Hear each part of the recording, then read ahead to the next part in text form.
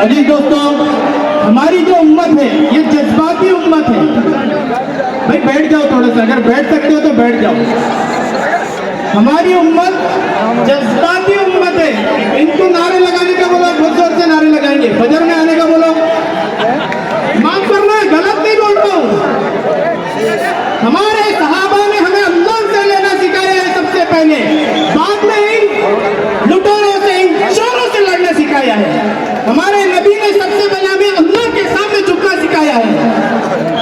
हमने क्या किया? सरों के ताज उठाकर जेब में रख दिए। अभी इतना मजमा सामने है, कितने लोग ऐसे हैं जिनके सरों पर नबी के कहीं हुए बयान के मुताबिक बाल हैं? कितने लोग ऐसे हैं जिनके चेहरों पर नबी की सुन्नत दाढ़ी है?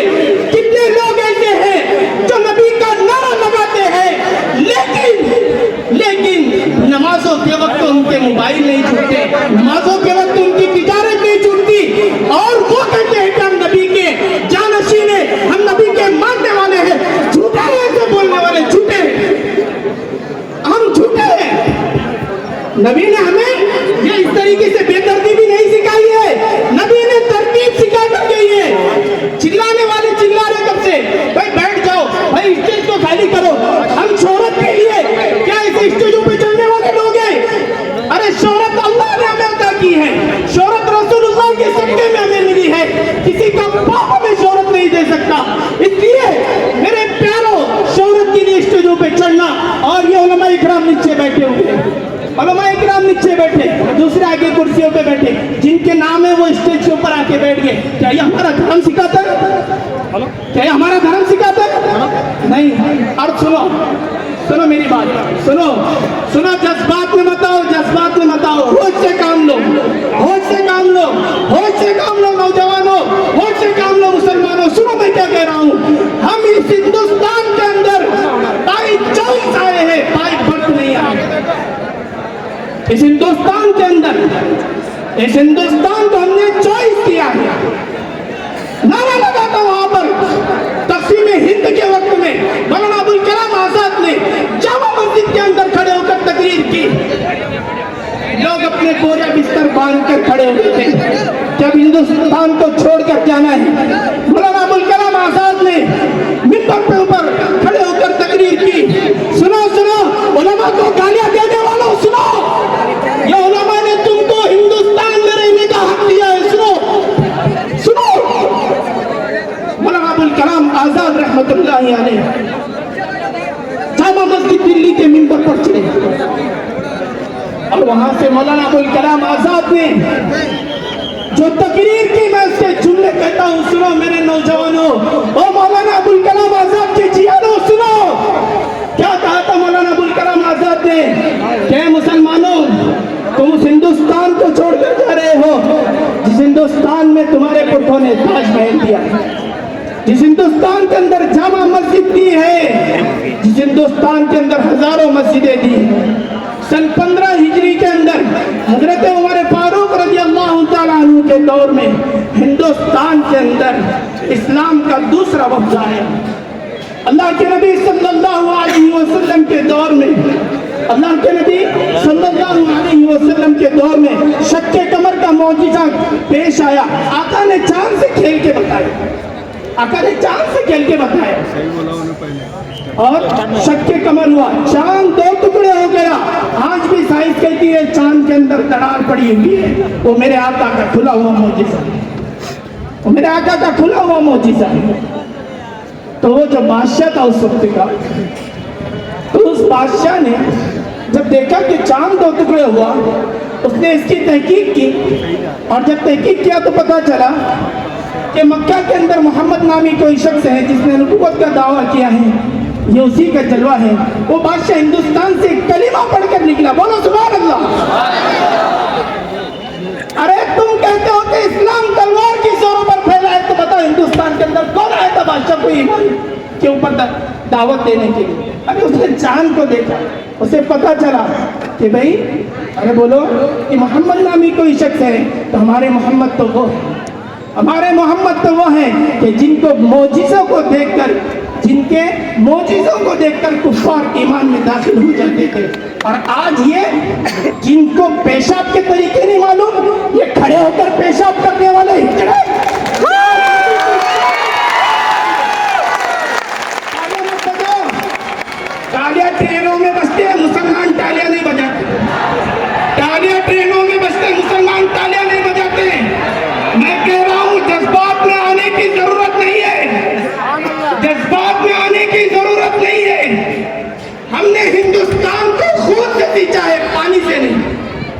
اگر اس ہندوستان کی مٹی کے اندر اکھاڑو گے تو ہمارے پرگوں کی ہڈیاں ملیں گی۔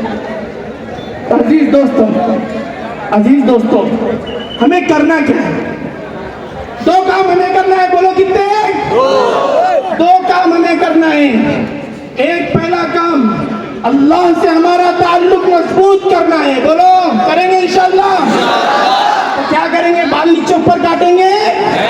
نہیں نوجوانوں، یہ تمہارا طریقہ نہیں ہے۔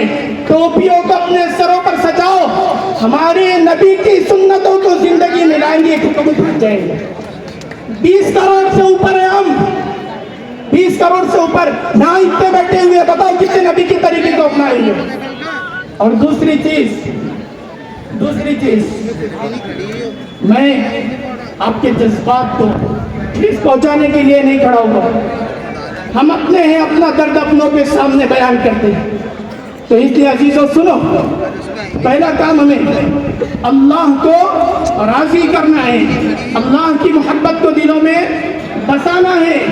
دوسری چیز نبی کے طریقے کو زندگی میں لانا ہے، 100% لانا ہے۔ یہ پینٹ ٹی شرٹ، ارے وہ بمبئی کے ہجڑوں کے طریقوں کو تم اختیار کر رہے، کسی نے بولا کیا کہ نبی کی شان کے اندر کیوں گستاخی کر رہے تھے؟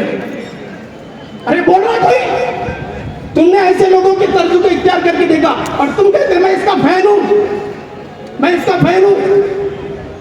ارے ہم فخر سے کہیں گے کہ ہم محمد صلی اللہ علیہ وسلم کے فین۔ یہ جو جھنڈا آپ کو دکھ رہا ہے نا، یہ جھنڈا بھی ہندوستان کا الحمدللہ مسلمان نے کس نے دیا؟ بولو، یہ جھنڈا ہندوستان کو مسلمان نے دیا ہے۔ تو اس لیے دیش واسیوں اور جو کرسیوں کے اوپر بیٹھ کر یہ سوچ رہے ہیں کہ ہم مسلمانوں کو تکلیف دے کر یا مسلمانوں کے ساتھ اتیاچار کر کے ہم مسلمانوں کو مٹائیں گے، تو یاد رکھو، ہماری تاریخ اٹھا کر دیکھو کہ ہم نے 950 سال تک اس ہندوستان پر حکومت کی۔ 950 سال تک اس ہندوستان پر حکومت کی، اور پہلے ہم نے چوروں کو بتایا تھا، اب اگر یہ چور ہمیں ستائیں گے تو ہم یہ چوروں کو بھی بھگا نہیں سکتے۔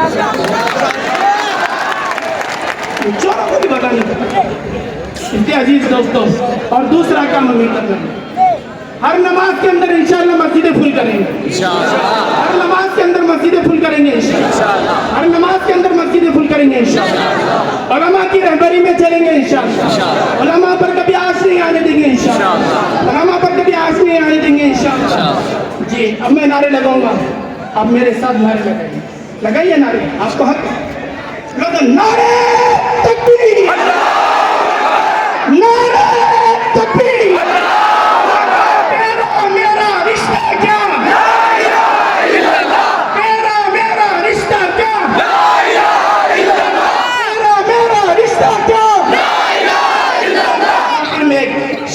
میں اپنی بات کو ختم کرتا ہوں۔ متحد ہو تو بدل ڈالو دنیا کا نظام، ارے ایک جٹ ہو تو بدل ڈالو دنیا کا نظام، منتشر ہو تو جاؤ مرو شور مچاتے، منتشر ہو تو مرو جاؤ مرو شور مچاتے کی ہو۔ ایک چیز کہہ کر بات کو ختم کروں گا کہ ہمارے جو بھی کوئی قائد ایسے ہوتے ہیں جو آج ہماری امت کی باغ ڈور سنبھالتے ہیں، انسان ہیں، غلطیاں ان سے ہوتی ہیں، ہم غلطیوں کو نہ دیکھیں، ہم اچھائیوں کو دیکھ کر ان کا سپورٹ کرنے کی کوشش کریں۔ یہی ایک جٹ ہونے کی نشانی سب سے بڑی ہوتی ہے۔ غلطیوں کو اگر ہم دیکھ بھی جائیں گے تو ہم کسی کے پیچھے ٹھہر نہیں پائیں گے۔ اللہ سے دعا ہے اللہ مجھے آپ کے عمل کی توفیق نصیب فرمائے۔ السلام